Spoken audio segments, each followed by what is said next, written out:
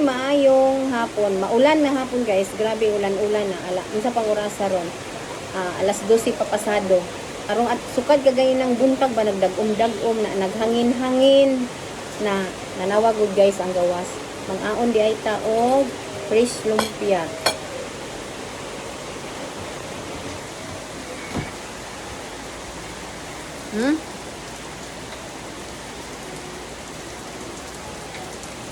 Lami kayo ikaon og kanang saging nga nilungag na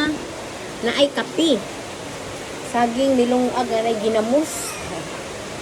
Nalingaw ko aning kuan ba kaning viral karon nga mudagan si Sara og pagka president 2028 burag iya na yung klaro ba kay dati makita nato sa kuan pa man sa mga social media nga ay see you in 2028 brag karon ragikan pag yun sa iyahang ba dili pud matawag nato nga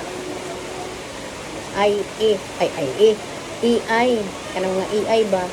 kay alos ang sulod tanan na nagtanaw-tanaw raman unta ko ani nga ning baba na daw ang kuryente o piso pero sa kuan pa effective pa to karong March pa na nagbayad mo ko kaganina dati amo ang bill is 1,600 karon 2,000 na kapino. Grabe gud ang increase gud sa kuryente ay sa totoo lang. Na tapos kuan pag yun kanang unsa na bahin aning viral karon ba kay Duterte kanang unta kanang kumudagan man siya no. Sa totoo lang mas isog pugod ni siya sa iyahang mas kuyaw pa ni sa iyang papa kay si Digong ang iyahang papa tinuod isog man gud to kung makaplano pero kanang nagito siya kanang unsa ba nang dali ra bitaw siya maluoy kini si ang katong amahan mo nang daghan ang nagmahal sa iyaha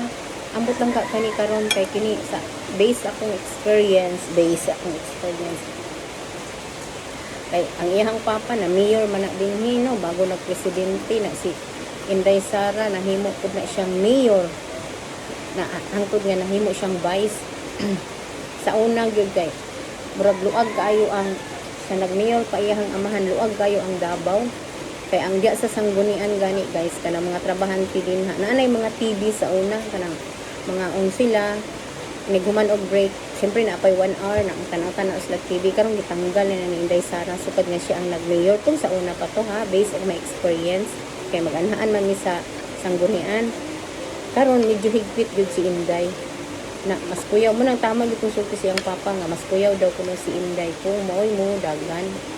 na ang importante na manggitay ka ng isog na no isog kayo mo istorya o bahin kay Inday kay pero dili pa manggod kayo ko na suhito kay BP no wala ko na suhito kining ilang papa brag na suhito pa kay kani manggod ang ilang papa guys sa una kanang sa mayor pa sa mayor pa dili na nimo siya nga mailhan nga mayor kay ang uban mayor no magmulakaw-lakaw daghan magbodyguard no daghan kay bodyguard muna ang bodyguard kana siya based akong experience sa una nga nag-edad pa ko og mga abrag gagbay pa ako ang mga anak nas pa siguro sa edad nako nga 29 ba ko ato kay 56 naman ko karon sa 29 at 56 55 di ay wala gini na mao ako ang kwento based sa my experience sa una guys ba so nagpuyo kami sa buhangin gym no kay ang tricycle sa una dili wala pa nang bao-bao wala pa nang tricycle kanang burag ang mutambay diya sa una diya sa may buhangin gym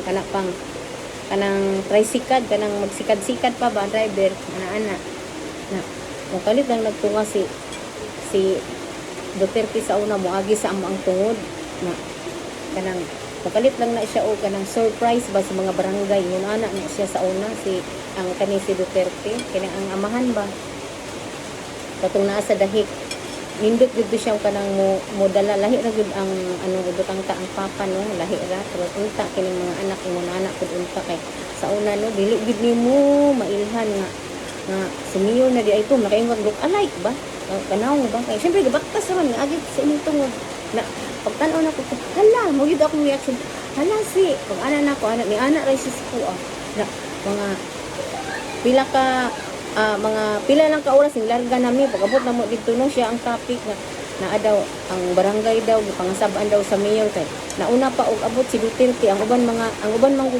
kapitan sa una ug ang mga staff diya sa barangay nagchika-chika pa chismis-chismis na naabtan ni mayor ba nga tapok-tapok lang mo diri na ang uban dito pa man sa gawas no manigarilyo pagsulod ni mayor bulabog silang tanan ay mga saba gid na si Mayor Duterte sa una pa to manang nindot gid ang amahan nga imo dala manang kami dili gid mi ninyo ma-blame nga nganong napamahal sa amo anang tawhana nga unta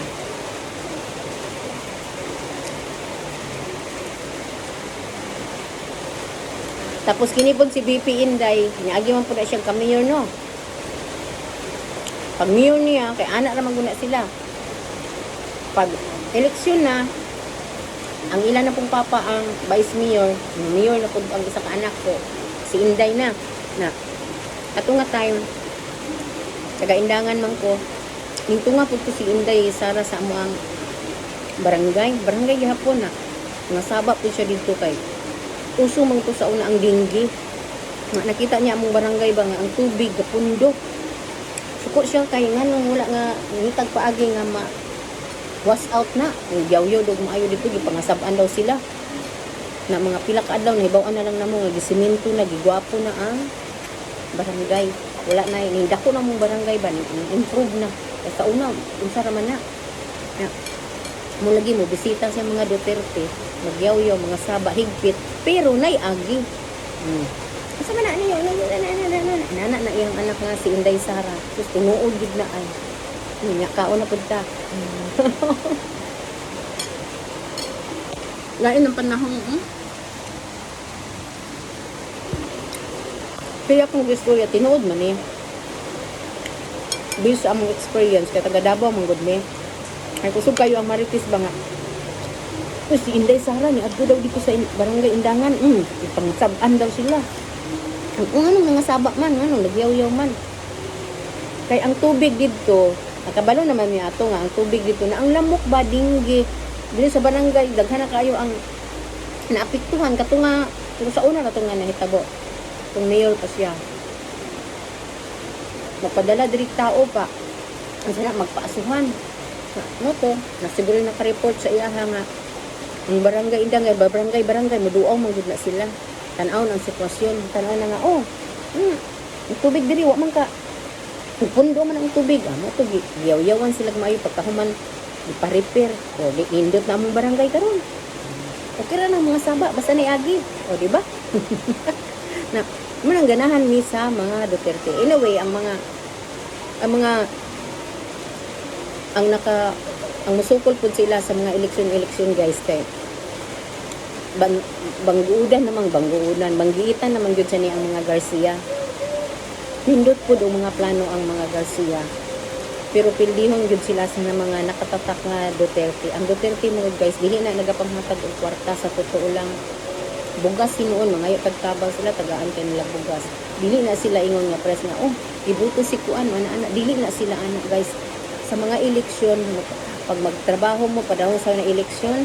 tagaan lang mo nagpahalipay ng mga bugas o pagdala dito bugas dili na sila ihungana ta ang ilang serbisyo tinud-anay mangudsad mo nang ang uban kun nay mga hatag og kwarta dukhan gid sila kung matingala ka dili gihapon ako nga daog tungod kay na ngano ang nasa puso nila